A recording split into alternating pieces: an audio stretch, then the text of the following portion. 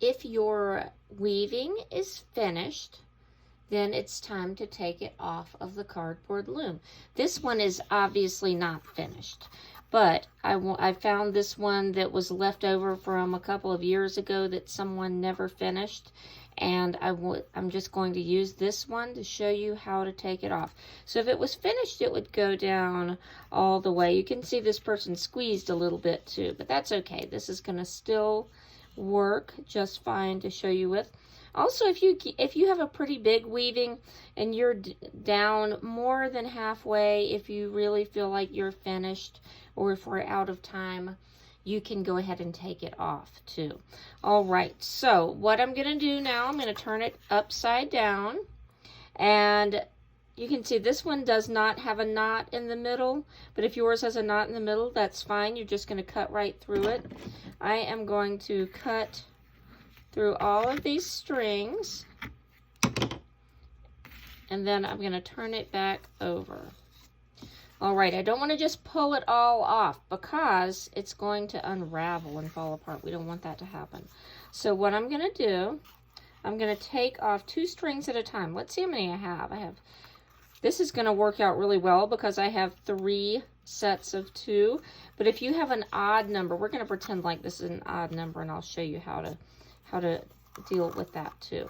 So I'm going to pull off to start just 2 of these strings. And there's different ways to tie knots. I'm going to show you the way that you're probably the most familiar with first, and that would be kind of like tying your shoes. So you know how we do that little crossover and then we loop our string through that first little half knot when you're tying your shoe before you do the bow. If you do that, and then do that one more time. And if you have really long strings like this, you can trim them a little bit before you tie if you want.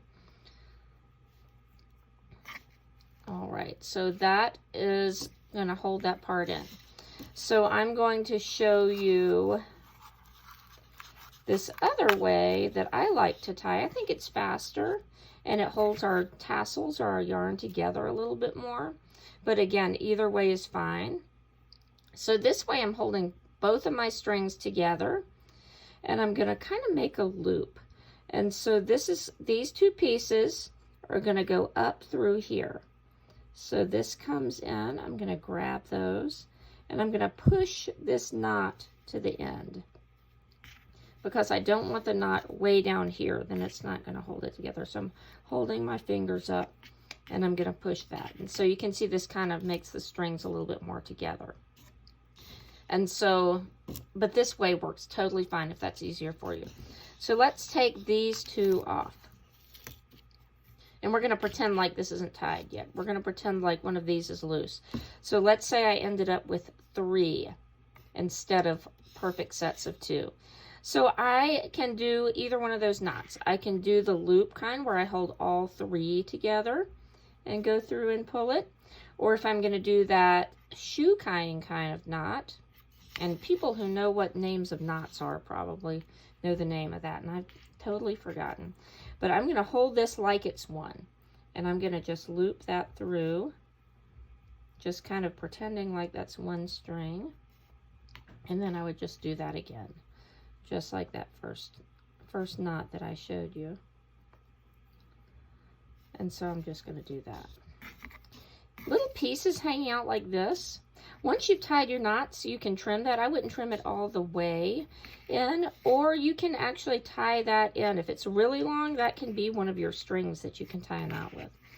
And so I can trim this too if I want, or some people have mentioned that they want to tie these together and kind of circle it around if they're really long, so that's up to you. But then I just repeat this on the next side. I'll show you with this. This is pretty long, so I could pull this one off and this long piece hanging off. Let's see, this has got a strange little piece there. We're just going to pull that off. And so I could actually tie this together too. And that's going to make it nice and secure. See, I'm doing that shoe tying kind of knot right there. And I'm not sure how that little loop happened with it. That person probably just didn't pull that very tight when they were weaving. So then you could just continue taking off your strings. Let's see that other knot one more time. holding the two together, making that loop, and then coming back up through the hole. So you're going under, and then I'm pulling this through, and then I push that to the end. And so you would keep going across, and this one ended up somehow, different number on this side. I don't know what kind of crazy stuff happened with this one.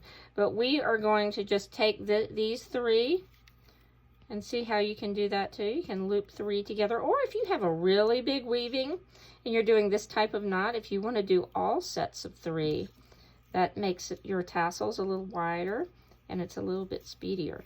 So this is off of the loom now, and let's say I want to make this into a bookmark. I'm just going to trim that off, and I can trim my tassels a little bit. You do not want to cut them all the way off, all the way to the knot. Oops, let's see if I was off camera there.